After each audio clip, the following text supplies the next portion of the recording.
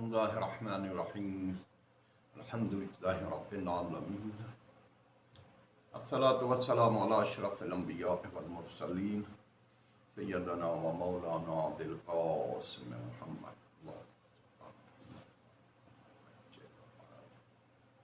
व आलिहि तय्यबीन अत्ताहिरीन व लअनतुल्लाहि अला अअदाइहिम अजमईन। अम्मा बाद, हमारी गुफ्तगू जो रोज़े के बारे में हमने बयान किया कि रोज़े की 4 किस्में हैं, जिनमें से 2 को हमने बयान किया कि वाजिब रोज़े और हराम रोज़े, और तीसरी किस्म रोज़े की जो मकरूह है। इनको हम बाद में इंशाअल्लाह मकरूह, वाजिब और हराम की वजाहत करेंगे, लेकिन यहाँ पर क्योंकि अक़साम के बारे में बता रहे हैं, लिहाजा साल में कुछ ऐसे दिन हैं जिनमें रोज़ा न रखे तो बेहतर है, लेकिन अगर रख ले तो गुनाह का मुर्तकिब नहीं हुआ। इसमें बिलखुसूस 10 मुहर्रम के दिन फाका का जो हुक्म है, वहाँ पर अगर कोई शख्स रोज़े की नियत करे तो ये इसको मकरूह रोज़ा कहते हैं, और वो सवाब जो रोज़े का होना चाहिए वो इसको नहीं मिलेगा। और चौथा किस्म वो मुस्तहब या सुन्नत है।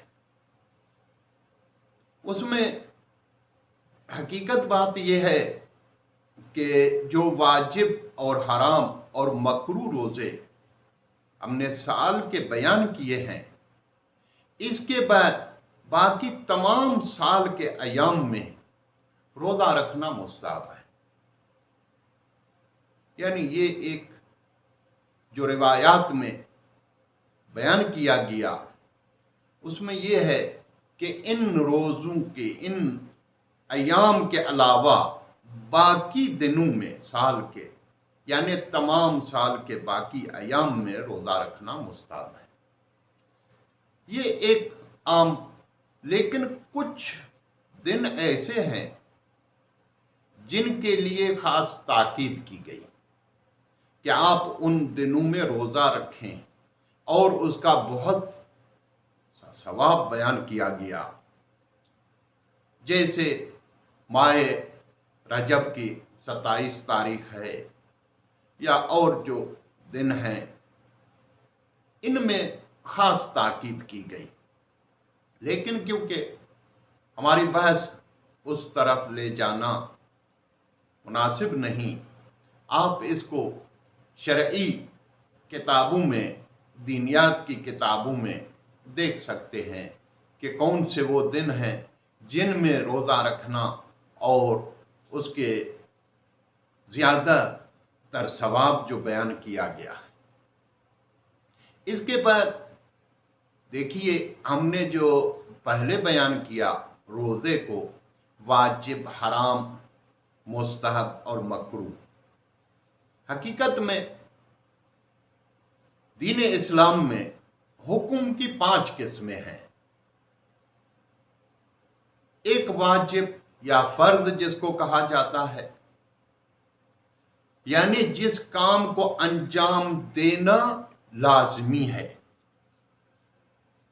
उसको इंसान यकीनन अंजाम दे, लेकिन अगर उसको अंजाम न दे तो ये आज़ाब इलाही का मुस्तहक होगा, यानी गुनाह का काम,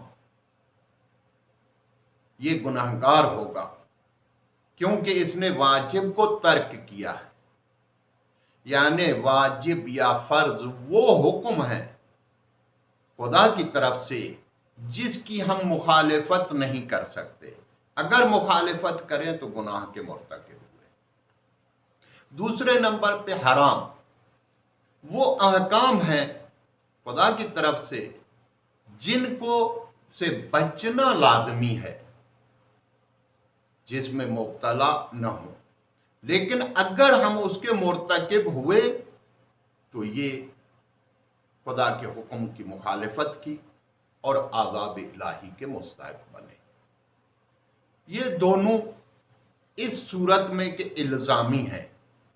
लेकिन तीसरा हुक्म जो दीन इस्लाम में बयान किया गया उसको मुस्तहब या सुन्नत भी कहते हैं। इन दोनों में ज़रा सा फ़र्क ज़रूर है जिसको हम किसी और मौके पे इंशाअल्लाह बयान करेंगे। लेकिन यहाँ पर क्योंकि दोनों की माना एक जैसी हैं हुक्म के लिहाज से, लिहाजा हम उसको बयान करते हैं कि जिसके अंजाम देने में सवाब हो, लेकिन अगर उसको अंजाम न दिया तो कोई गुनाह के मुर्तकिब नहीं हुए, बल्कि उसको अंजाम दें तो सवाब मिलेगा। ये तीसरा। चौथा हुक्म जो है वो दीन इस्लाम में मकरूह, कराहत, जिसको अगर अंजाम न दे तो बेहतर है, लेकिन अगर अंजाम दिया तो भी कोई गुनाह के मुर्तकिब नहीं हुए। ये चार। और पांचवी किस्म जो अहकाम में बयान की जाती है हुक्म के लिहाज से, वो है मुबाह, जिसका अंजाम देना या न देना सवाब या गुनाह का मुर्तकिब ना हो। यानी ये अपनी मर्जी के मुताबिक है, जिसमें न कोई फायदा है इतना न कोई नुकसान है।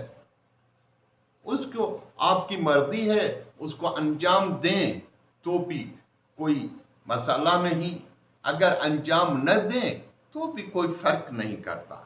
ये पांच हुक्म जो हैं ये हकीकत में दीन इस्लाम के हुक्म हैं, जिसको हम रोज़े में और जगहों पर इनको बयान करते हैं। वहाँ पर सिर्फ कहते हैं कि ये वाजिब है, ये हराम है, ये मुस्तहब है, ये मकरूह है, लेकिन इसके अलावा इसकी वजाहत को हम वहाँ पर बयान नहीं करते। इस लिहाज से हमने मुनासिब देखा कि यहाँ पर इसकी वजाहत की जाए। उसके बाद एक बात जो बयान करना लाजमी है वो ये है कि कभी इन हुक्म को, इन अहकाम को मुअक्कद के ज़रिए से बयान किया जाता है। वाजिब मुअक्कद, मुस्तहब मुअक्कद। यानी मुअक्कद ये है कि जिसकी ताकीद की गई, यानी एक तो ये हुक्म खुद वाजिब है या मुस्तहब है या मकरूह है, उसके अलावा उसकी जो ताकीद आती है वो उसके और भी अहमियत को बढ़ा देती है। जैसे यहाँ पर रोज़ा जो है वो वाजिब है, अगर उसकी ताकीद की जाए तो वो मुस्तहब यानी वाजिब मुवक्कद बन जाएगा, जिसकी ताकीद ज़्यादा हो। ये भी पांचों इसके अहकाम में से आ सकता है। आखिर में दुआ है कि परवरदिगार आलम हमें सही माना में दीन इस्लाम पे अमल करने की तौफीक इनायत फरमाए। आमीन।